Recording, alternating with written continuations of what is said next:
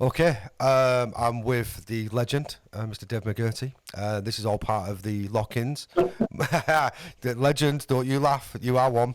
And this is all part of the monthly sort of theme nights, and we're concentrating on soul, all everything to do with like Northern soul, and it's just been brilliant so far. And to have someone of your standing, Dave, on the show, we're very very pleased about. So thank Yeah. you for taking your time out to do that for us.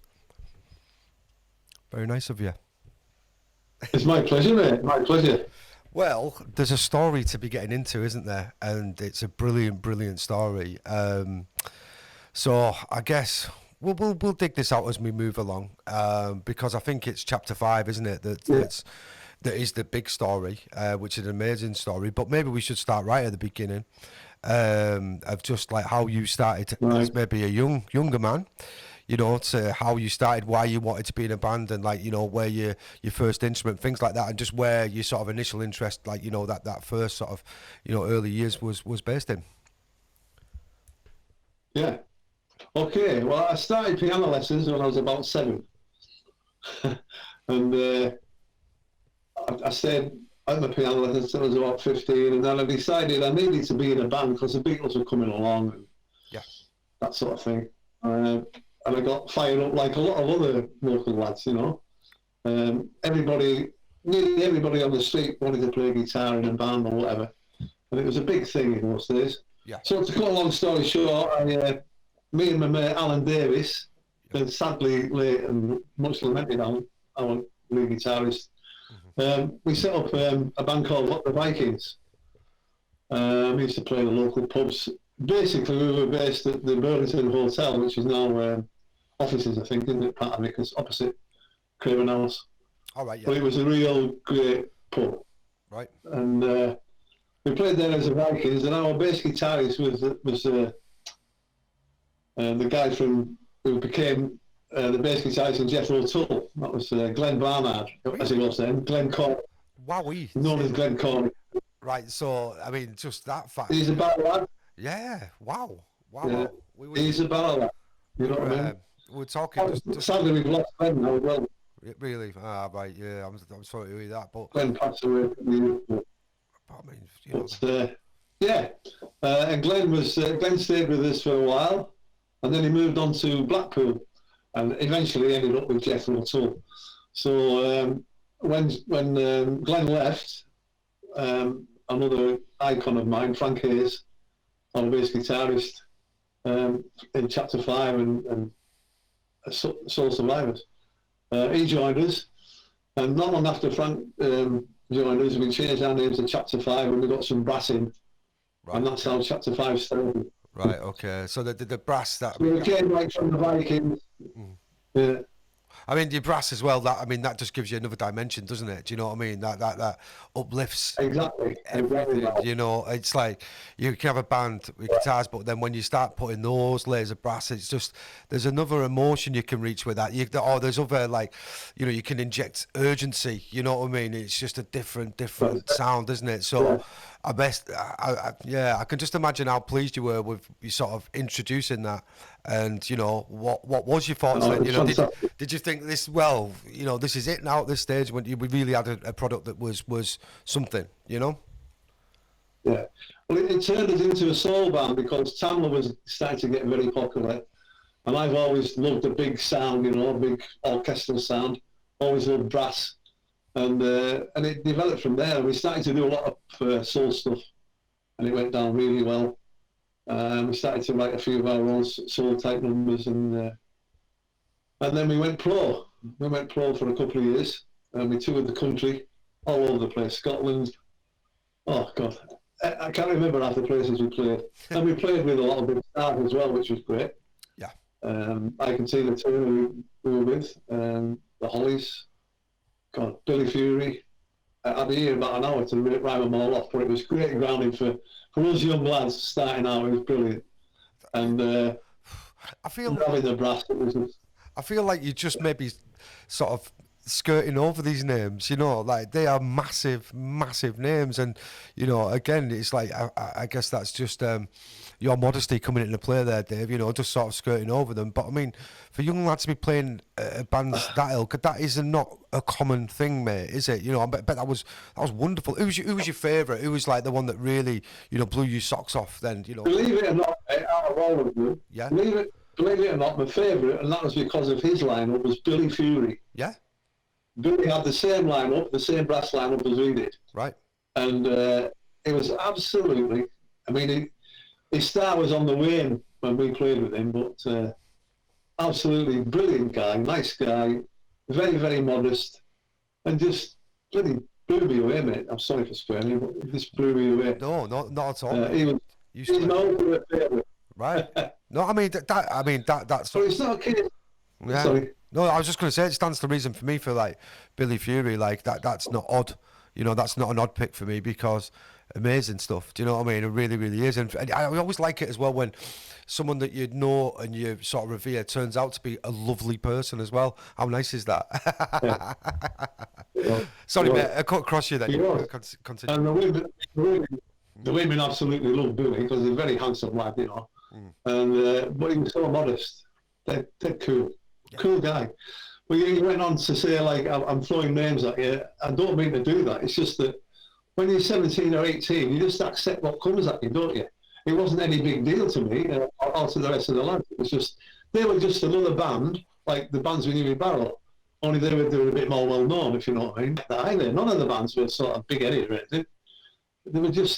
We were all just different bands, you know what I mean? In fact, we heard later that some of the Hollies used to live near the place where we used to play a lot, a man called Miners in Burnley. And when the Hollies didn't have a gig, they would come and listen to us. Wow. You know, because we were one of their favourite bands, which was mind-blowing, but I didn't find that out till many years later. No, I mean... I think that's the whole group of people. God. Just wow. I mean, the Hollies, like, they're absolutely massive, and I'm much more familiar with, like, the Hollies stuff. Like, my mum actually listened to all that, and do you know what I mean? And it's like... Yeah. Wow, they come and listened and you were their favourite band. I mean, that really is, you know, some statement, that, Dave. You must have been worth your onions.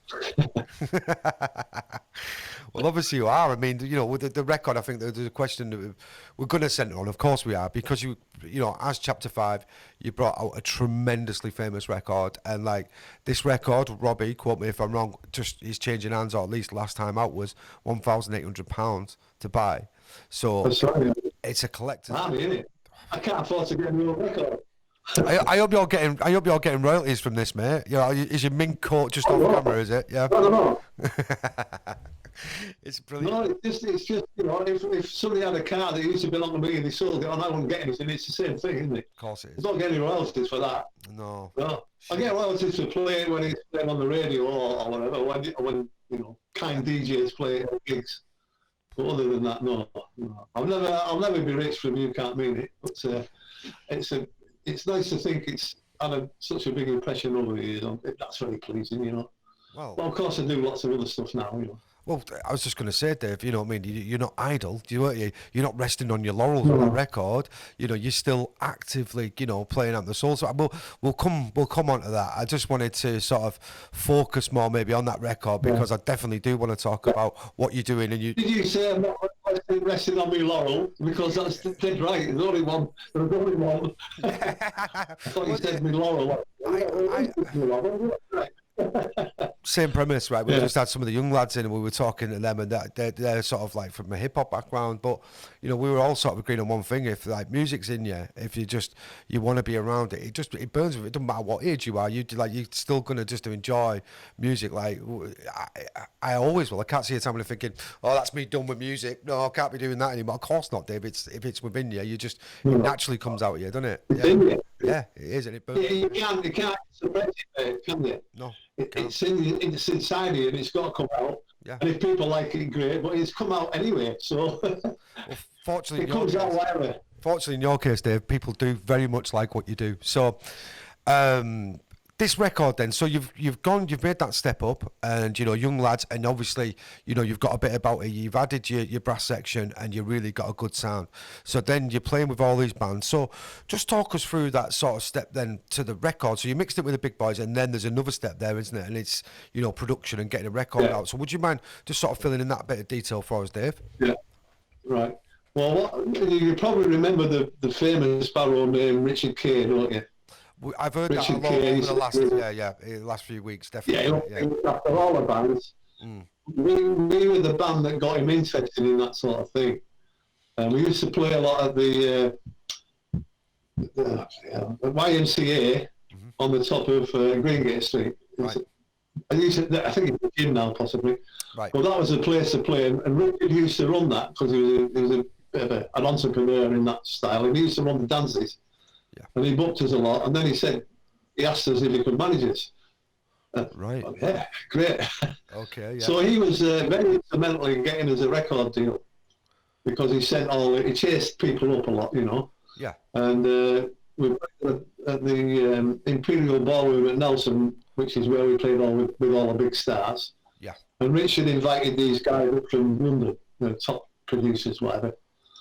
And invited them up to see us, and that's how we got the record deal. They loved us, took us down to London, and we ended up signing for CBS, which was phenomenal, for us young guys. I think I was 18 at the time, 17, 18. And we signed for a giant American label. Well, correct me if I'm wrong, they're still got CBS, aren't they? Yeah. Amazing, mate. That's an amazing story. We recorded big tracks. Yep. 1 in a Million, written by Ruby, somebody Clark. His first name's gone.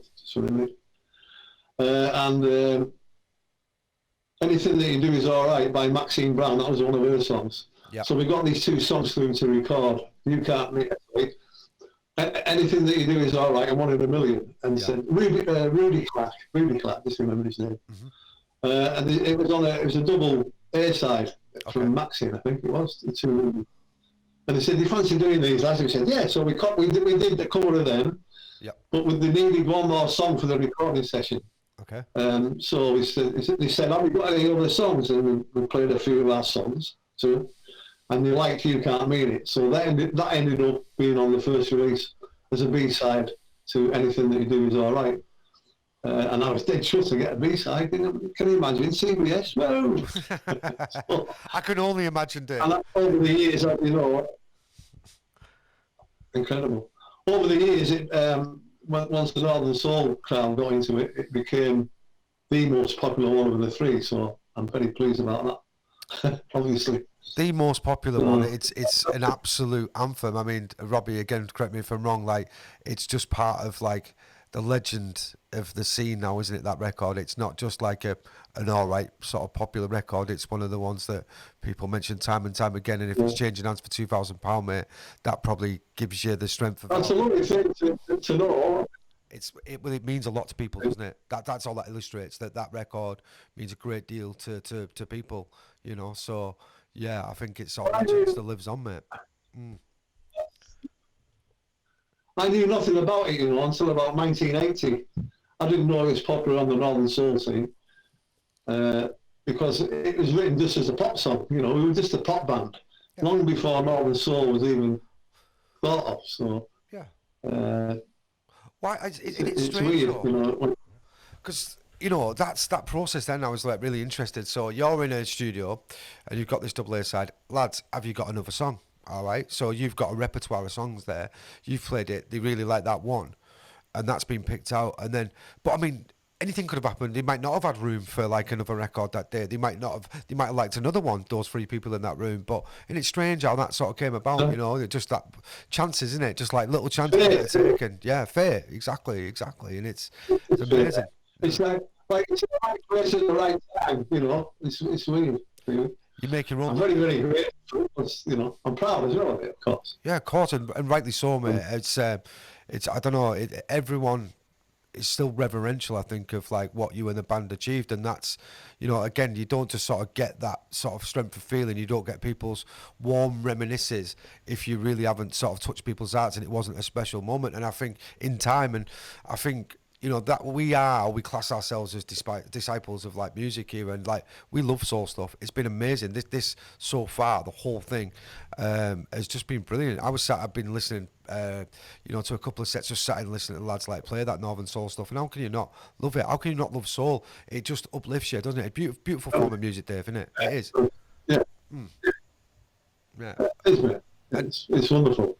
And when we formed the band Soul Survivors 5 years ago, I was so happy to do that because we all of the band members love soul. So, and it's such a pleasure to play. And the minute we start, and I'm not, the minute you start to play soul, boof, we're up, you know, we're on the floor.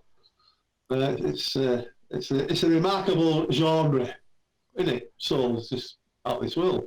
It's what it says it is on the tin, isn't it? It's soul. You know? Yeah. I think like, and it's, you know, predominantly sort of a black sort of music, isn't it? Like in its roots, and it's come through, and it's like, but your versions of like you're playing it, it's just so spot on. Do you know what I mean? You've absolutely like nailed it, I think, and still continue to nail it. You know, because the live shows I've been lucky enough to catch one, I think, at the Knives a few years ago, absolutely fantastic. Fantastic, mate. You're still like as sound as brilliant, I guess, as ever. Do you know what I mean? If you sounded better 30 years ago, mate, I'm surprised you haven't got a mint coat on because you're still doing the business today. We do. Yeah. We didn't sound better 30 years ago, mate. Not live because we didn't have the equipment. Yes. You know, we had tiny little 30-watt amps, and it just wasn't as good equipment in those days. So we didn't sound better then. We sound better now. Yeah, good. Well, the recordings were great, but live is better sound now, without a doubt. You know. Yeah. But for then it was brilliant. I mean, you look at some of the Beatles' early recordings, and you think, yeah, very simple, aren't they? But they're still brilliant, but they just not that big production. The very early ones, and we were a bit like that. Yeah. But that's great. That's how it was. So no problem with that. It's funny you should mention that when they say it's soul and black music, and it is. And I think when we first brought our record out, a lot of people assumed that we were American. Yeah. Because we were on the CBS label. And I think people were quite shocked when they found out that we were actually British. I've been told this many times. Yeah. So perhaps if people had known right from the start that we were British, they might not have been quite as interested in the song. Do you know what I mean? Because it was very... Yeah. They were very into Tamil and Motown, and which we weren't. But I've heard people say that we sound very like we come from Philadelphia. Yeah. You know, so the Philly scene or whatever. So I don't. We were listening to it before, and you can't really, whatever it was, it's great. It was fantastic, and I just think it's brilliant that, like, you know, you guys from Barrow, like, tapped into, but, like, not tapped into, because that sounds like you're sort of, I don't know, getting there not on merit. Like, you were, like, absolutely on merit, and we were discussing again before, we were just talking about music in general terms, and don't you think that there's a lot of people, a lot of creativity, like, in a small town like Barrow, like, they just love music, don't they? People in this town, they love music, and we've got some brilliant musicians and artists like all through the years, you know. You're dead right, Malcolm. And I think it's probably got a lot to do with our isolation, hasn't it? We've had to make our own way musically in Barrow. So I suppose there's like a Mersey sound. In a sense, there's always been a Barrow sound, you know. And there's some great musicians. And what was really good in the old days was people would put up with you while you were rubbish. You know what I mean? They still come and see you while you're learning. Yeah. While you're learning. You know what I mean? And they don't do that today, do they? You've got to come out, bluff, and be right on blob. But in those days, your mates would come and their girlfriends and their mothers and fathers, and they come, oh, you're a lot better than last time I saw you. And they'd sit with you.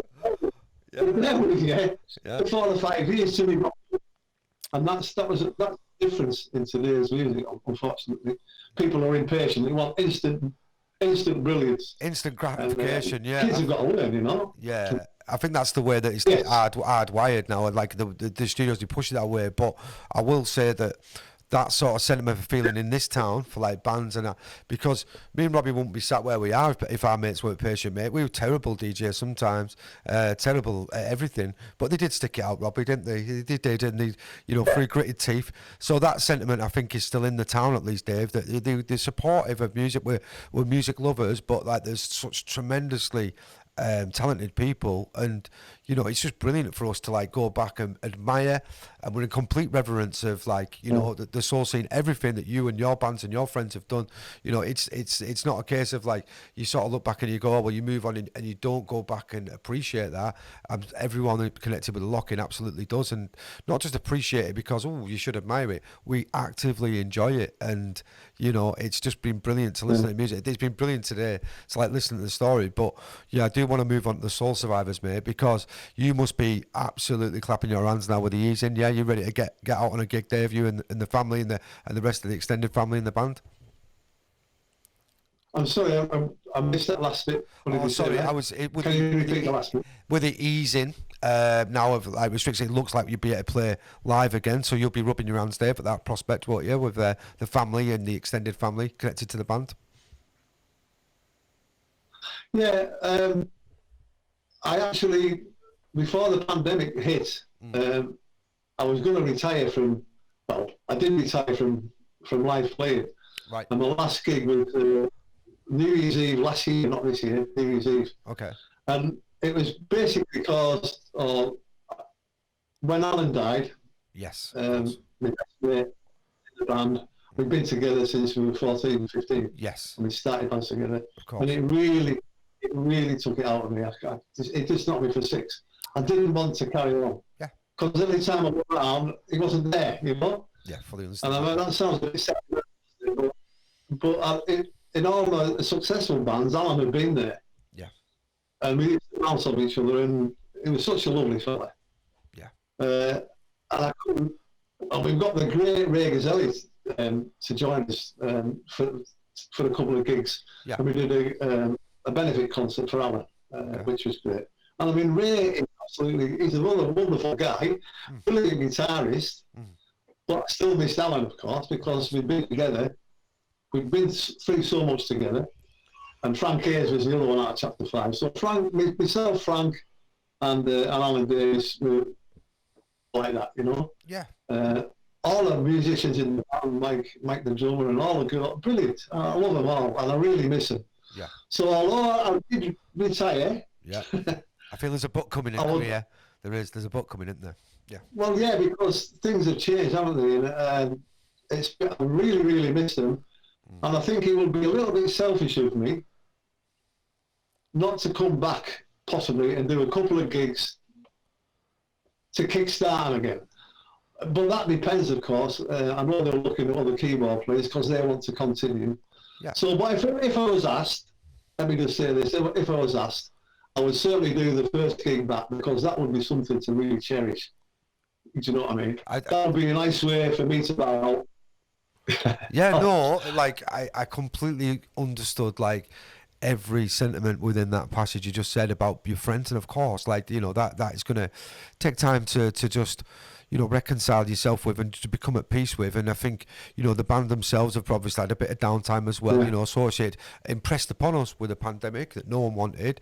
So, yeah, maybe to come out and just do those final gigs, Dave, would be fantastic. And I think anyone sort of tuning into this, and there will be people very, very interested to like hear this interview, I think they'll all be like jumping up and down in the chairs now, won't they? Saying, getting back, you know, once that starts, they'll be out with pitchforks, Dave. You won't be able to stop it. You'll have to do it.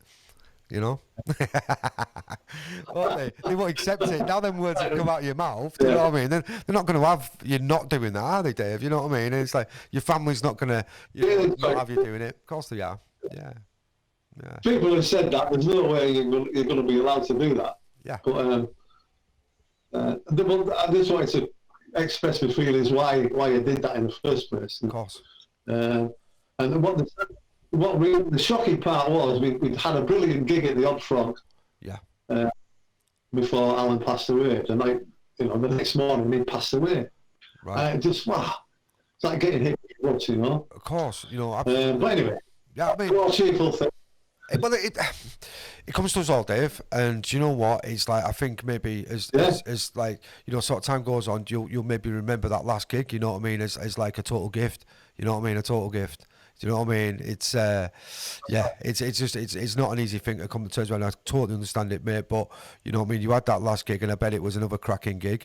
And also going forward, and just to have maybe just as much as you're sort of comfortable with, and just sign it off in that way, mate. I think that that'll be bring your peace as well. I think so. And also, I'm sat here thinking I definitely want tickets to this gig now, Robbie. Yeah. So if there's anything sort of under the table bribery to go on about this interview, 2 tickets to your return gig, Dave. If that's all right, that'd be nice, wouldn't it?